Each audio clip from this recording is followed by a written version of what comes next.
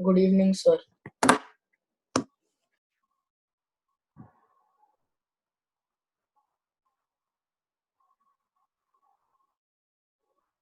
Good evening. Good evening.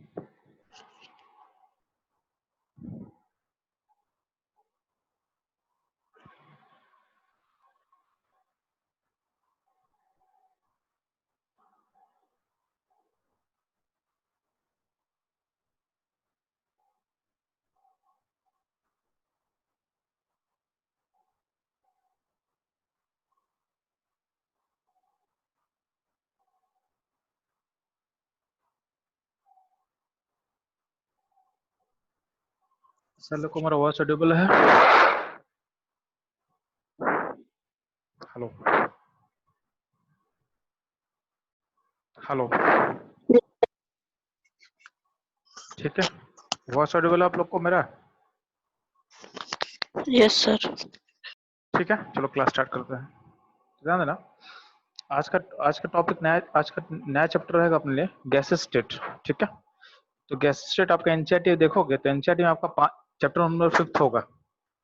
आपके NCERT में chapter number 5 होगा, स्टेट ऑफ मैटर। ठीक है, तो जब मैटर का स्टेट का हम बात करते हैं तो मैटर का स्टेट कितना होता है? बेसिकली 3 होता है, जिसको हम पढ़ते हैं सॉलिड, लिक्विड एंड गैस।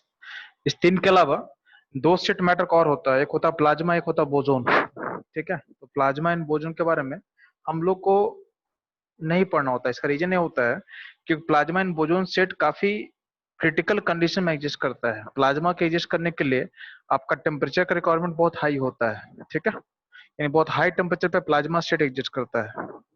और अगर हम बोजोन का बात करते हैं तो बोजोन एग्जिस्ट करता है वेरी लो टेम्परेचर पे, वेरी लो टेम्परेचर पे। तो क्योंकि इनका जो कंडीशन है नॉर्मली एग्जिस्ट नहीं करता, इसलिए इसको हमको स्टडी नहीं करना होता है। मतलब हमारे क्लास 12 या 11th लेवल पे प्लाज्मा एंड बोजोन को स्टडी नहीं करना है। ठीक है, तो हम लोग को स्टडी क्या करना है? तो हमको स्टडी करना है सॉलिड के बारे में, लिक्विड के बारे में, गैस के बारे में। ध्यान देना, जो सॉलिड का स्टडी होगा तो सॉलिड का स्टडी हम लोग करेंगे गैस के बाद। ठीक है, तो गैस के बाद इवन जो सॉलिड का स्टडी है वो आपकी केमिस्ट्री में क्लास 12 में पहले क्लास 12 में था। अब उसको लास्ट ईयर से क्लास 11 में मूव कर दिया गया है। तो हम लोग पढ़ेंगे, तो हम लोग गैसेस स्टेट पढ़ने के बाद सॉलिड स्टेट को कवर करेंगे। ठीक है, प्लस सॉलिड्स का स्टडी आप लोग फिजिक्स में करते हो। क्लास 11 का जो फिजिक्स होगा उसमें जितना भी आपका क्लासिकल मैकेनिक्स है, जो आप फिजिक्स में क्लासिकल मैकेनिक्स कवर करते हो, सारा किसके बारे में स्टडी होता है? सारा स्टडी होता है सॉलिड्स के बारे में। ठीक है, तो सॉलिड्स का जॉइंट स्टडी करते हो, तो सॉलिड का जॉइंट स्टडी होता है, तो कुछ फिजिक्स में पढ़े हो, कुछ केमिस्ट्री में पढ़ोगे आप। ठीक, अब ध्यान देना, जो लिक्विड्स का स्टडी होता है तो लिक्विड्स का स्टडी भी क्या होता है? तो अब लिक्विड्स का मेजर स्टडी आप करते हो किसमें? फिजिक्स में। ठीक है, तो लिक्विड का कुछ ही पार्ट पढ़ना होगा हमको केमिस्ट्री में, तो उसको हम लोग कवर करेंगे। तो हमारे लिए सबसे इंपॉर्टेंट स्टेट अभी है केमिस्ट्री में गैसेस स्टेट। हमको गैस के बारे में जानना है, समझे? तो चैप्टर ऑल्दो यहाँ पे चैप्टर स्टेट ऑफ मैटर लिखा हुआ आपका चैप्टर 5, लेकिन इसमें मेजर रोल किसका होगा? तो मेजर रोल को पढ़ना होगा गैसेस के बारे में। बहुत थोड़ा सा डिस्कशन किया हुआ किसके बारे में? तो आपका लिक्विड्स के बारे में बहुत हल्का सा डिस्कशन किया हुआ चैप्टर में, उसको हम लोग लास्ट में कवर करेंगे। ठीक है, और उसके बाद हम लोग सॉलिड स्टेट पे भी मूव कर सकते हैं, सॉलिड स्टेट पे भी मूव कर सकते हैं लास्ट में।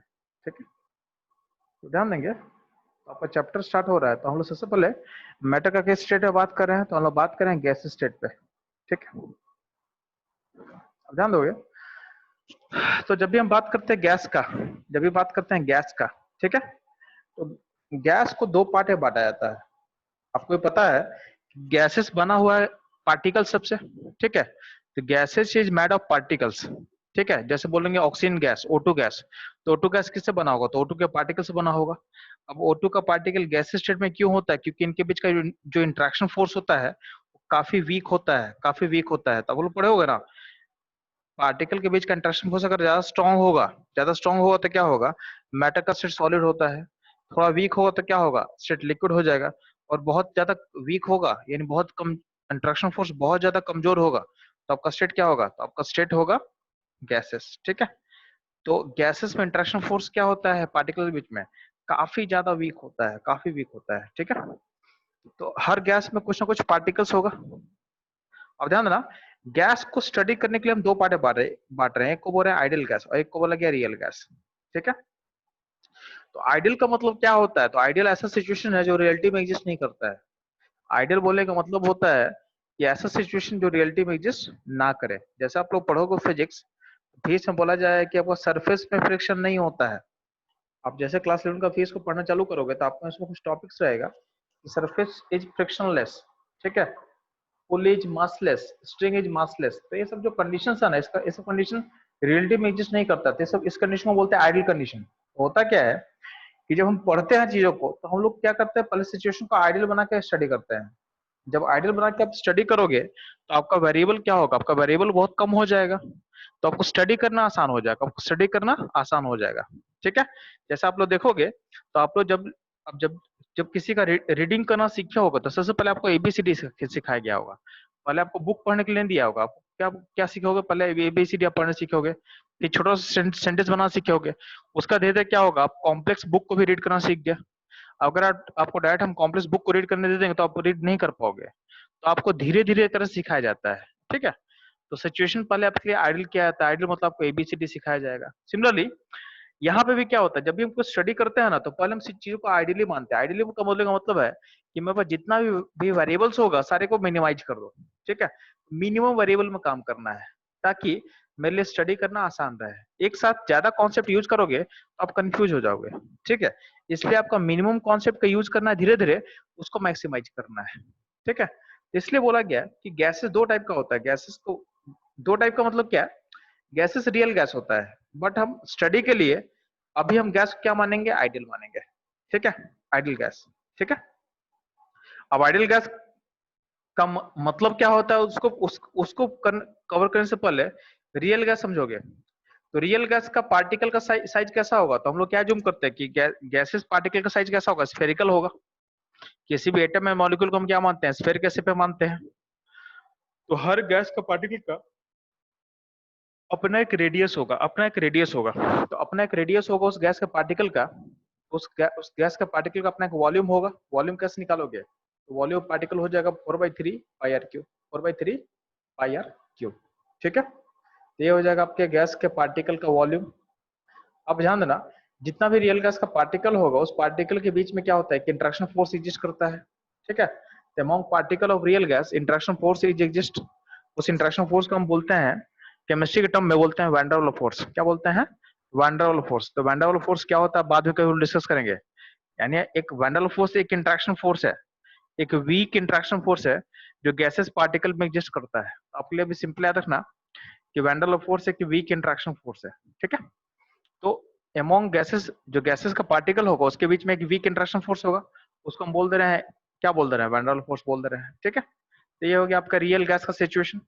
अब गैस को आइडियल बनाना अगर है कि गैस अगर आइडियल हम मानते हैं तो हमको आगे स्टडी करने के लिए, आगे नहीं, आगे पूरा चैप्टर पढ़ने के लिए हम लोग क्या मानते हैं कि मेरा गैस आइडियल है। तो गैस आइडियल कब होगा, ध्यान देना, गैस आइडियल अगर करना है तो आपको दो दो कंडीशन यानी दो अजम्पशन फॉलो करना पड़ेगा। पहला अजम्पशन क्या होगा, आप जो गैस के पार्टिकल का रेडियस को आर मान रहे हो उस आर को जीरो करना पड़ेगा। यानी आइडियल गैस के पार्टिकल का कोई साइज नहीं होता है। आइडियल गैस के पार्टिकल का रेडियस क्या होगा, जीरो होगा। अगर पार्टिकल का रेडियस अगर जीरो होगा तो वॉल्यूम पार्टिकल क्या होगा, जीरो होगा। तो रेडियस इन वॉल्यूम पार्टिकल क्या है, जीरो है, ठीक। And no interaction among particle of ideal gas. और जो हम यहाँ पे इंटरेक्शन फोर्स का बात कर रहे थे वैसा कोई इंटरेक्शन फोर्स आइडियल गैस में मौजूद नहीं होगा। बात समझ में आया। तो आइडियल गैस में ऐसा कुछ यहाँ पे होने वाला है। तो आइडियल गैस जब भी बोलेंगे इसका मतलब क्या है, आपके गैसेस पार्टिकल के रेडियस जीरो है, यानी उसका कोई साइज नहीं होता है, साइज नहीं होता है, ठीक है। प्लस आइडियल गैस के पार्टिकल में कोई भी इंटरमोलिकुलर इंटरेक्शन फोर्स एग्जिस्ट नहीं करेगा। अब ध्यान देना, जब भी आप किसी को लिक्विफाई करते हो, जब किसी गैस को लिक्विड में चेंज करते हो तो गैस को लिक्विड में चेंज करने के लिए रिस्पॉन्सिबल क्या होगा, तो आपको पता है कि लिक्विड कब बनता है, जब गैसेस में इंटरमोलिकुलर फोर्स क्या होता है, वीक होता है।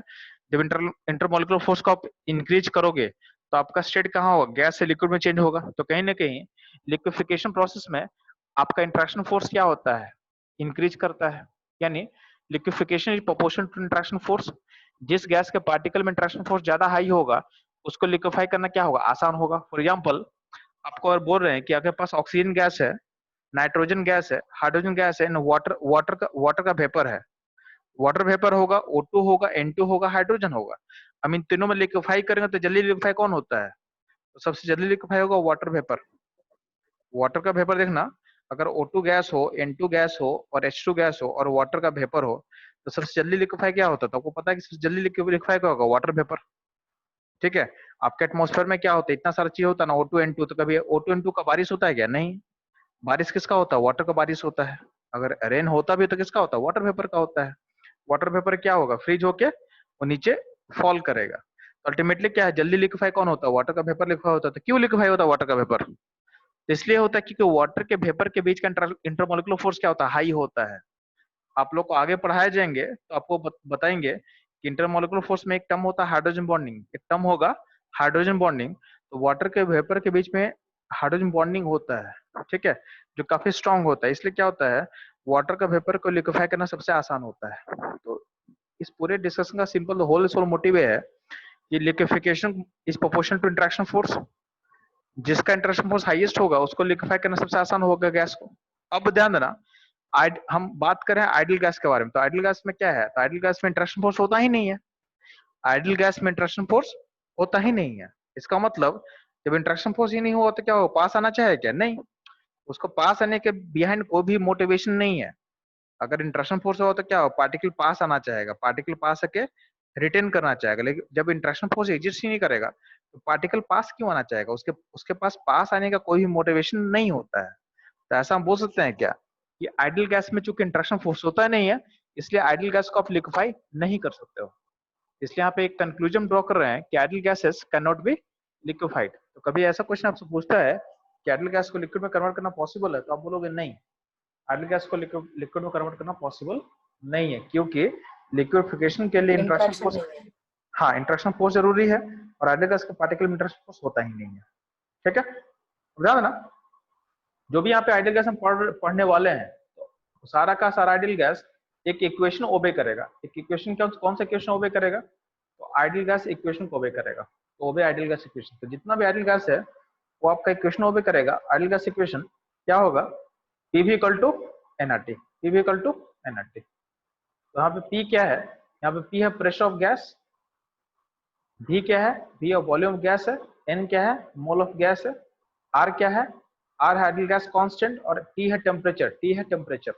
इसको ऑलरेडी हम लोग मोल कॉन्सेप्ट में पढ़े थे, उसको बस यहाँ पे मैं रिपीट कर रहा हूँ, तुम्हारे पास रिपीट कर रहा हूँ। ठीक है, तो आइडियल गैस जो भी रहेगा वो इस इक्वेशन को फॉलो करेगा। कौन सा equation? PV equal to nRT. ध्यान देना, इस पीवी इक्वल टू एनआरटी में कब क्या यूज करना समझ में आना चाहिए। तो ध्यान देना, यहाँ पे नीचे एक टेबल बना होगा पी भी टी आर। तो अगर प्रेशर एटीएम में होगा, प्रेशर एटीएम में होगा, वॉल्यूम लीटर में होगा और टेम्परेचर केल्विन में होगा, उस केस में आपका जो आर का वैल्यू होगा, आर का वैल्यू लोगे 0.082। ठीक है, प्रेशर एटीएम में, वॉल्यूम लीटर में, टेम्परेचर केल्विन में, तो आर का वैल्यू होगा 0.0821। अगर प्रेशर लोगे बार में, अगर प्रेशर लोगे बार में और वॉल्यूम होगा, प्रेशर बार में होगा, वॉल्यूम क्या है? लीटर में होगा, टेम्परेचर किस में होगा? केल्विन में होगा, उस केस में आपका आर का वैल्यू होगा 0.0831। ठीक, प्रेशर, अगला पॉइंट देखोगे, प्रेशर अगर पास्कल में होगा, पास्कल में, वॉल्यूम अगर मीटर क्यूब में होगा, वॉल्यूम अगर मीटर क्यूब में होगा, टेम्परेचर अगर केल्विन में होगा, उस केस में आपका आर का वैल्यू लेना है 8.314। क्या लेना है? 8.314। यहाँ पे इसको बोलते हैं हम लोग एसआई यूनिट। क्या बोलते हैं हम लोग? SI unit. ठीक, तो ऐसा आप सोच सकते हैं। ध्यान देना, इस किस में ध्यान दोगे तो ये आपको समझ में आना चाहिए कब आपको कैसे लेना है। ठीक है, तो इस फॉर्मूला में आप डिफरेंट डिफरेंट यूनिट कैसे पुट करने वाले हो। तो ध्यान देना, प्रेशर एटीएम में, वॉल्यूम लीटर में, टेम्परेचर केल्विन में, तो आर का वैल्यू इतना होगा। तो ये तीनों केस का आपको समझाया हुआ है। तो लास्ट केस है, लास्ट केस को बोला गया एसआई यूनिट्स। आपका जो प्रेशर का एसआई यूनिट्स होता है पास्कल, वॉल्यूम का होता है मीटर क्यूब, टेम्परेचर का होता है केल्विन। तो उस केस में आर का वैल्यू क्या होगा? 8.314। अब ध्यान देना, कुछ कन्वर्जन आपको आना चाहिए।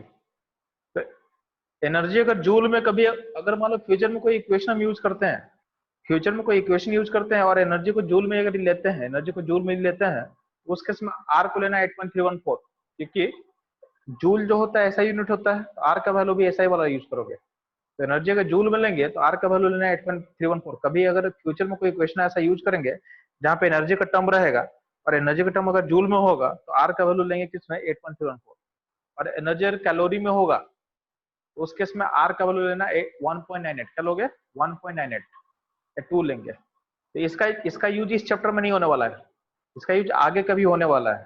ठीक है, इस चैप्टर में एनर्जी का काम नहीं आएगा, इस चैप्टर में आपको बस इतना ही याद रखना है। लेकिन फ्यूचर में कभी ऐसा कुछ आने वाला है उसके लिए हम पहले से बता दे रहे हैं आपको। एनर्जी अगर जूल में होगा सर तो आर का कैसे टाइप का क्वेश्चन आ सकता है एनर्जी रिलेटेड? आप लोग यार काइनेटिक्स पढ़े हो क्या? केमिकल काइनेटिक्स नहीं ना?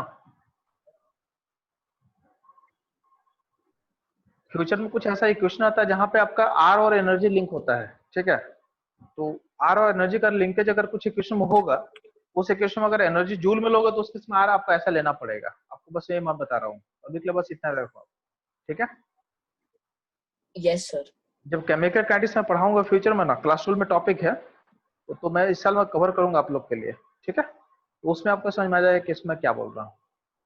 और एनर्जी अगर कैलोरी में होगा तो आर का वैल्यू लेना 1.98 यानी 2 अप्रोक्स 2, ये आपको याद रखना है। अब ध्यान देना, कभी कभी एटीएम लीटर का 1 एटीएम लीटर इक्विवेलेंट होता है 100.3 जूल। मैं फिर से रिपीट कर रहा हूँ, 1 एटीएम लीटर इक्विवेलेंट होता है 101.3 joule, and 1 bar litre equivalent होता है 100 जूल। ये आपको याद रखना है, कन्वर्जन फैक्टर याद रखना है। इसका यूज होगा थर्मो में, 1 एटीएम लीटर इक्वल टू होगा 101.3 जूल, एंड 1 बार लीटर होगा 100 जूल के इक्विवेलेंट होगा। ठीक है, इस कन्वर्जन को आप याद रखना। अब ध्यान देना, अगर हम बात करें प्रेशर का, तो प्रेशर का डिफरेंट यूनिट में रिलेशन क्या होता है आपको ध्यान देना। होता है 1 एटीएम इक्विवेलेंट होता है 1.01 इंटू 10⁵ पास्कल होता है, और 1 बार इक्वल टू होता है 10⁵ पास्कल। ठीक है, इसका मतलब क्या होगा, 1 एटीएम इक्वल टू क्या होगा 1.01 बार होगा, 1.01 बार होगा। और 1 एटीएम को हम बोल सकते हैं 76 सेंटीमीटर ऑफ मरकरी। तो 1 एटीएम का मतलब होता है कि मरकरी का जो कॉलम होता है उसका हाइट कितना हाइट होगा, 76 सेंटीमीटर होगा। ये होता है 1। तो कभी कभी 1 एटीएम को 76 सेंटीमीटर ऑफ मरकरी का इक्विवेलेंट भी हम इक्वेट करते हैं। ठीक, अब ध्यान देना, जो 76 सेंटीमीटर होगा उसको हम क्या बोलते हैं, एमएम में, तो हो जाएगा 760 एमएम ऑफ एचजी। ठीक है, तो 1 एटीएम इक्वल टू क्या हो जाएगा, 760 एमएम ऑफ एचजी बोल सकते हैं उसको हम। और एमएम ऑफ एचजी होता है, एमएम ऑफ एचजी को हम बोलते हैं टॉर्क। तो एमएम ऑफ एचजी को ही बोला गया है टॉर्क। तो 1 एटीएम इक्वल टू क्या होगा, 760 टॉर्क। ये होता है आपका प्रेशर का डिफरेंट यूनिट के बीच का रिलेशन कैसा होगा आपको समझाया गया है। और ध्यान देना, वॉल्यूम में कुछ कुछ लिंक ध्यान देना। 1 मीटर के इक्वल टू होता है 1000 लीटर, 1 मीटर के होता है 1000 लीटर, एंड 1 डेसीमीटर के होता है आपका 1 लीटर। ये आपको याद रखना है चीज। ठीक है, और 1 सेंटीमीटर के इक्वल टू होगा 1 सेंटीमीटर के इक्वल टू होगा 1 ml, 1 सेंटीमीटर के इक्वल टू होगा 1 ml। ठीक है, ये आपको ये चीज आपको ध्यान रखना है। ठीक है, अब ध्यान देना, जब लास्ट क्लास में इसका हम बात किए थे डेंसिटी ऑफ गैस के बारे में, तो ध्यान देना पीवी इक्वल टू एनआरटी था, अब इस पीवी इक्वल टू एनआरटी में जो मोल होता है, जो मोल है, मोल को हम लिख दिए हैं वेट बाय मोलर मास। मोल को हम रिप्लेस कर दिए हैं किससे, वेट बाय मोलर मास से। अब क्या किए, आपका वॉल्यूम को राइट लेके आ गया है नीचे में, और जो मोलर मास उसको लेफ्ट में लेके चले गया, तो आपका इक्वेशन ऐसा हो गया, PM equal to weight by volume RT. अब क्या हो गया, जो वेट बाय वॉल्यूम है, वेट बाय वॉल्यूम को हम क्या लिख सकते हैं, डेंसिटी। वेट बाय वॉल्यूम क्या होगा, वेट बाय वॉल्यूम डेंसिटी होगा। तो कोई भी आइडियल गैस का डेंसिटी का लिए फॉर्मूला क्या निकल के आ गया, तो आइडियल गैस का डेंसिटी का फॉर्मूला निकल के आ गया अपने पास पीएम बाय आरटी। क्या गया, पीएम बाय आरटी। यहाँ पे पी क्या है, पी है प्रेशर ऑफ गैस है, एम क्या है गैस का मोलर मास है, आर क्या है गैस कांस्टेंट होगा, और टी क्या होगा, टेम्परेचर होगा। टेम्परेचर होगा। ठीक है, तो हम ऐसा बोल सकते हैं क्या, किसी भी आइडियल गैस का डेंसिटी जो होगा, इसमें ध्यान देना, इसमें क्या होगा, मोलर मास कांस्टेंट होगा और आपका आर कांस्टेंट होगा। तो वेरिएबल क्या होगा, वेरिएबल होगा P n T, pressure and temperature variable होगा इस सिस्टम के लिए। तो किसी भी आइडियल गैस का जो डेंसिटी होता है वो प्रेशर का प्रोपोर्शनल होगा, और टेम्परेचर क्या होगा, टेम्परेचर के इनवर्सली प्रोपोर्शनल होगा। तो किसी भी आइडियल गैस का जो डेंसिटी होता है प्रेशर का प्रोपोर्शनल होता है और टेम्परेचर के इनवर्सली प्रोपोर्शनल होता है। अगर बोलते हैं कि कांस्टेंट टेम्परेचर है, अगर टेम्परेचर कांस्टेंट कर दे तो आपका गैस का डेंसिटी प्रोपोर्शनल टू प्रेशर होगा। अगर आपका प्रेशर कांस्टेंट हो जाए तो क्या होगा, गैस का डेंसिटी इनवर्सली प्रोपोर्शनल टू क्या होगा, टेम्परेचर होगा। ठीक है। और अगर प्रेशर टेम्परेचर दोनों कांस्टेंट हो जाए या फिर पी बाई टी का रेशियो कांस्टेंट हो जाए, पी बाई टी का रेशियो कांस्टेंट हो जाए, तो पी बाई टी का रेशियो कांस्टेंट होगा तो क्या होगा, आपका डेंसिटी भी कांस्टेंट हो जाएगा। यानी आपका अगर वॉल्यूम कांस्टेंट कर दे, अगर आपका क्वेश्चन बोल दिया कि वॉल्यूम कांस्टेंट है तो ध्यान देना, अगर वॉल्यूम कांस्टेंट रहेगा तो आपको पता है कि वॉल्यूम अगर कांस्टेंट कर दोगे तो यहाँ ध्यान देना, ऊपर ऊपर वाले इक्वेशन में चेक करो एक बार। यहाँ पे पीवी इक्वल टू एनआरटी में अगर देखो यहाँ पे वेरिएबल तीन ही है, क्या क्या वेरिएबल है, प्रेशर है, वॉल्यूम एंड टेम्परेचर है। अगर हम वॉल्यूम को कांस्टेंट कर दे तो आपका पी और टी का रेशियो कांस्टेंट हो जाएगा, पी और टी का क्या होगा, रेशियो कांस्टेंट हो जाएगा। और पी और टी का रेशियो कांस्टेंट होता है, इसका मतलब क्या होगा, डेंसिटी कांस्टेंट हो जाएगा। इसका मतलब डेंसिटी कांस्टेंट हो जाएगा। इसको एक तरीके से और भी सोच सकते हो आप कि वेट बाय वॉल्यूम में, वेट बाय वॉल्यूम होता है डेंसिटी, तो वेट तो फिक्स है ना, वेट फिक्स है और वॉल्यूम को भी आप कांस्टेंट कर दिए, वेट फिक्स है, वॉल्यूम कांस्टेंट, मतलब डेंसिटी भी क्या होगा, कांस्टेंट होगा। तो वही चीज यहाँ से निकल के आ रहा है।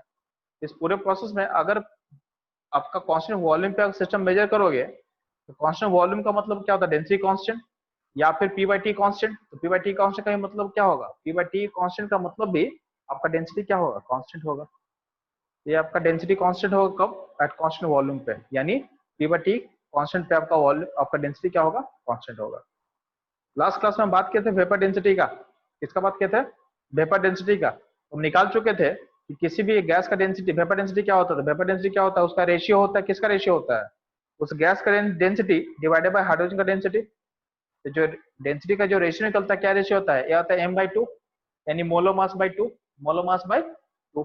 इसको लास्ट क्लास में यानी मोल कॉन्सेप्ट वाले क्लास में मैं इसको डिस्कस किया था, वही यहाँ पे रिपीट हो रहा है कि जब भी हम बात करेंगे वेपर डेंसिटी का, तो वेपर डेंसिटी ऑफ गैस क्या होगा, density of gas by density of hydrogen का रेशियो। तो निकल के अल्टीमेटली आता क्या है, मोलो mass by 2, Molo mass by 2। यानी वेपर डेंसिटी किसी भी कंडीशन पर डिपेंड नहीं करता है, वो पी एंड टी के कंडीशन पे यानी प्रेशर टेम्परेचर पर डिपेंड नहीं करने वाला है। ठीक है,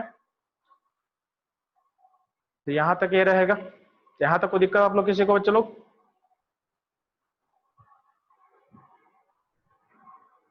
नो सर, नो डाउट। ठीक है, अब ध्यान देना, अब पॉइंट मेरा है कि जब भी गैस के लिए इक्वेशन क्या यूज करता है, तो गैस के लिए इक्वेशन यूज करता हूँ PV equal to nRT, PV equal to nRT. यहाँ पे वेरिएबल क्या है, यहाँ पे तीन ही वेरिएबल होता है, एक प्रेशर होता है वेरिएबल, एक होता है वॉल्यूम होता है और एक होता है टेम्परेचर होता है। ठीक है, यहाँ पे आर क्या है, आर गैस कांस्टेंट है, और जो मोल है ना, मोल वेरिएबल इसलिए होता है कि आपका सिस्टम क्लोज होता है। जनरली आप सिस्टम में ऐसा मानते हो कि आपका सिस्टम क्लोज है, तो क्लोज सिस्टम में क्या होगा, मोल कांस्टेंट होगा।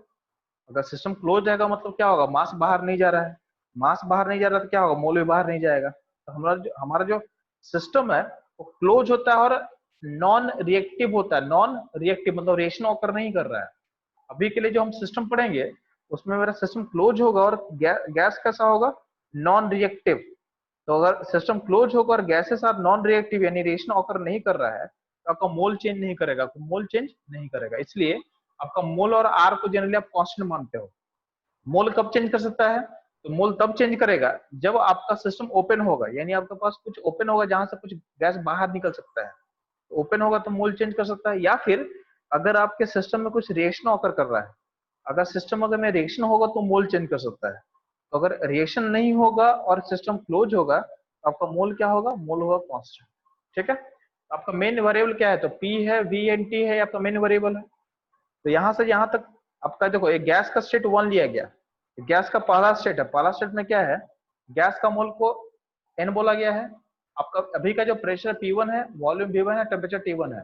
ठीक है, और जब इसको जब चेंज कर रहे हैं तो स्टेट जब चेंज होगा तो गैस का जब स्टेट चेंज होने का मतलब क्या है, जिसपे उसका स्टेट डिपेंड करता है वो वेरिएबल चेंज हो रहा है। स्टेट किस पे डिपेंड करता है, प्रेशर पे, वॉल्यूम पे, टेम्परेचर पे। तो आपका यहाँ से हमें देखना, मोल को सेम लिया गया, मोल चेंज नहीं कर रहा है, तो चेंज क्या हो रहा है, तो चेंज हो रहा है आपका प्रेशर, वॉल्यूम, टेम्परेचर। तो अब क्या होगा, P2 V2 T2 हो चुका है।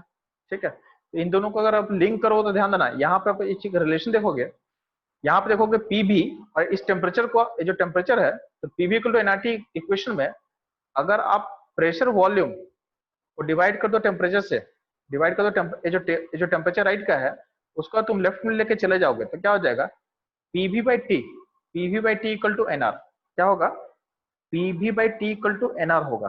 ठीक, तो P by T equal to अगर एनआर होगा तो एन क्या है, कांस्टेंट है, आर क्या है, कांस्टेंट है। तो हम क्या बोल सकते हैं कि किसी भी गैस के लिए pressure volume divided by temperature का रेशियो क्या होगा, कांस्टेंट होगा। किसी भी आइडियल गैस के लिए pressure volume divided by temperature का रेशियो क्या होगा, कांस्टेंट होगा। तो PV by T equal to क्या होगा, कांस्टेंट, क्या होगा, कांस्टेंट।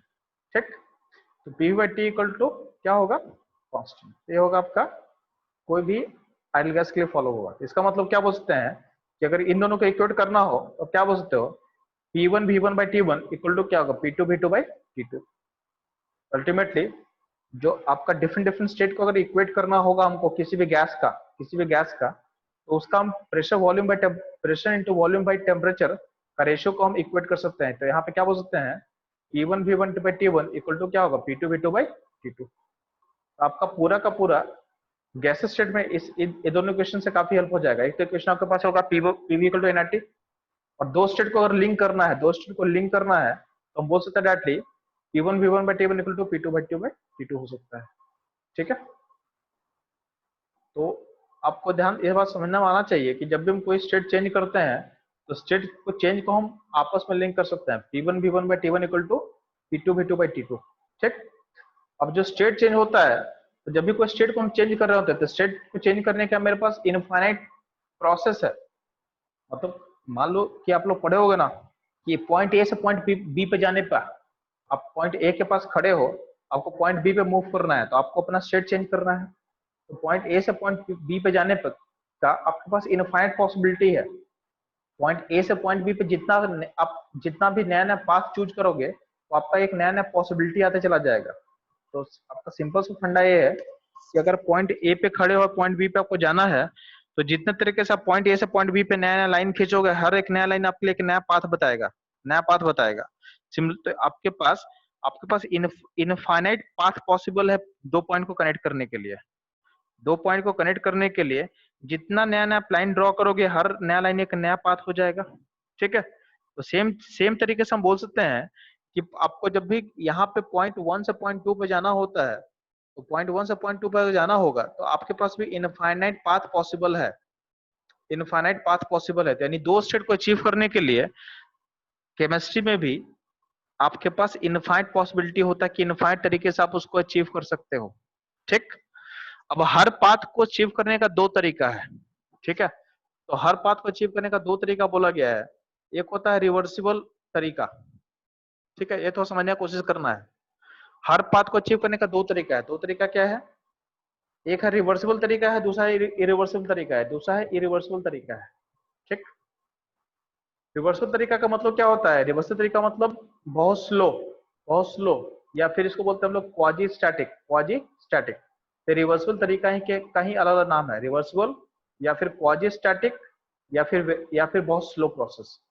इतना स्लो कि आप उसको डिटेक्ट नहीं कर पाओगे, इतना स्लो है जिसको आप डिटेक्ट नहीं कर पाओगे।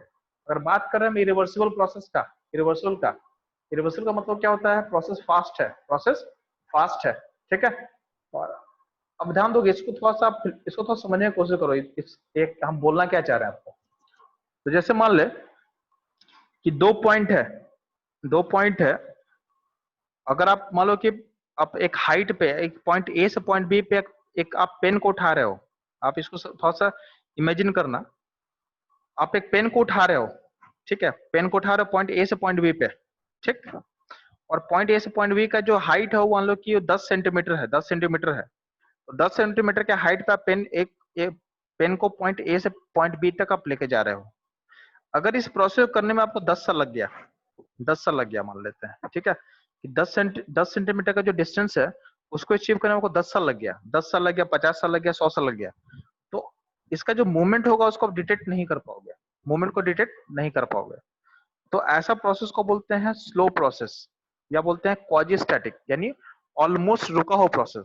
इतना स्लो है कि आपको लगेगा कि इस पेन पे सारा फोर्स बैलेंस है। जब पेन को आप उठा रहे होगे तो पेन को उठाओगे तो क्या होगा, एक फोर्स आप लगाओगे, एक फोर्स आपका होगा, दूसरा फोर्स क्या होगा, अर्थ का ग्रेविटी का होगा, यानी mg होगा। तो आपका फोर्स और mg आपस में बैलेंस कर रहा होगा।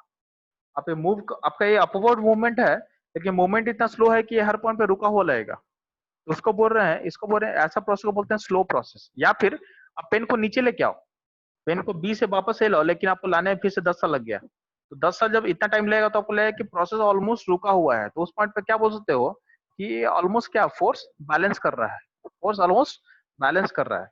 तो रिवर्सिबल प्रोसेस में आपका नेट फोर्स जीरो होता है, नेट फोर्स जीरो मतलब उस पर कोई नेट फोर्स ऑपरेट नहीं कर रहा होता है, ठीक है। तो रिवर्सिबल प्रोसेस को ही बोलते हैं हम लोग क्वाजीस्टैटिक प्रोसेस, और उसको प्रोसेस क्या होता है, बहुत स्लो होता है, और इस प्रोसेस में नेट फोर्स क्या होता है, नेट फोर्स जीरो होता है, नेट फोर्स जीरो होता है, यानी आपके सिस्टम पे नेट कोई फोर्स ऑपरेट नहीं कर रहा होता। तो जितना फोर्स, यानी फोर्स बैलेंस हो चुका है, जितना इसके लिए मतलब इसमें कुछ फोर्स लग भी रहा होगा, तो आपस में नेट क्या होगा, कैंसिल कर रहा होगा, आपस में नेट क्या होगा, कैंसिल कर रहा होगा।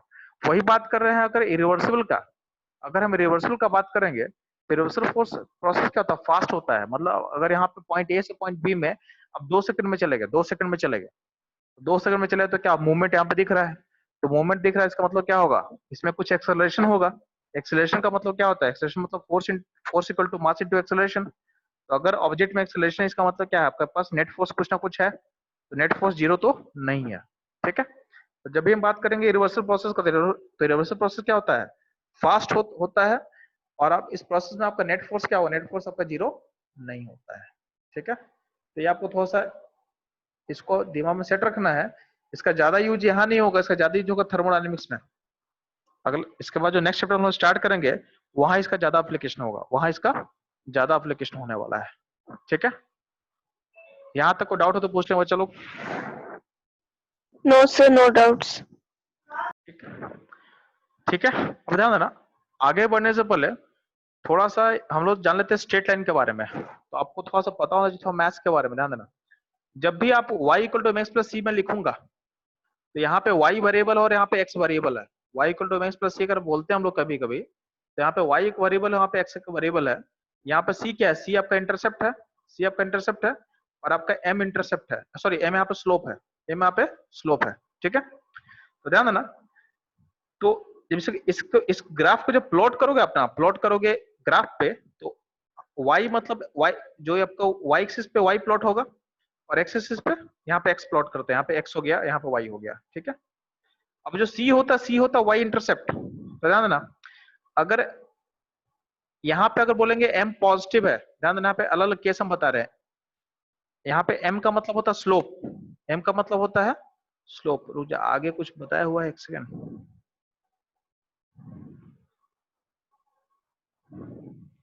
ध्यान दो, m किसको बोलते हैं समझो। यहाँ पे आपका जो लाइन है कुछ ना कुछ एंगल बनाएगा, यहाँ पे एक एंगल समझाया हुआ है। तो x एक्सिस से एंटी क्लॉकवाइज डायरेक्शन में जो एंगल बनाता है उसको थीटा बोलते हैं हम लोग।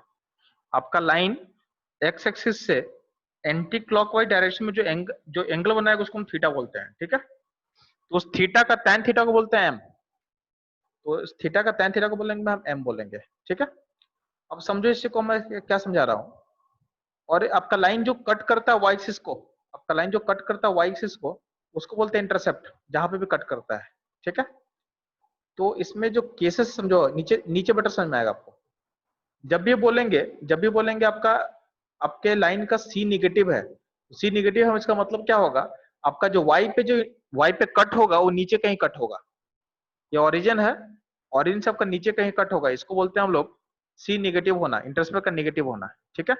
और m का पॉजिटिव होने का मतलब क्या होता है, m का पॉजिटिव होने का मतलब आपका जो लाइन होगा वो आपका 0 से 90 एंगल के बीच में एंगल बनाएगा।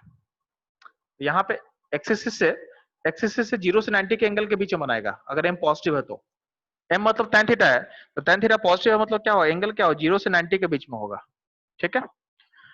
अगर बोलते हैं कि m अगर पॉजिटिव है, ठीक है, m और c 0 है, तो यहाँ देखो, यहाँ पे ये जो कर्व के बारे में बात करें, इस कर्व के बारे में बात करें हम, ठीक है। तो c0 को बोलने का मतलब क्या है, आपका लाइन क्रॉस करेगा कहाँ से, लाइन क्रॉस करेगा ओरिजिन से, ठीक है। और m पॉजिटिव बोलने का मतलब क्या होगा, आपका एंगल कैसा बनाएगा, तो एंगल बनाएगा लेस देन 90, 0 और 90 के बीच में एंगल बनेगा, ठीक है। तो ये दो केस बता रहे हैं।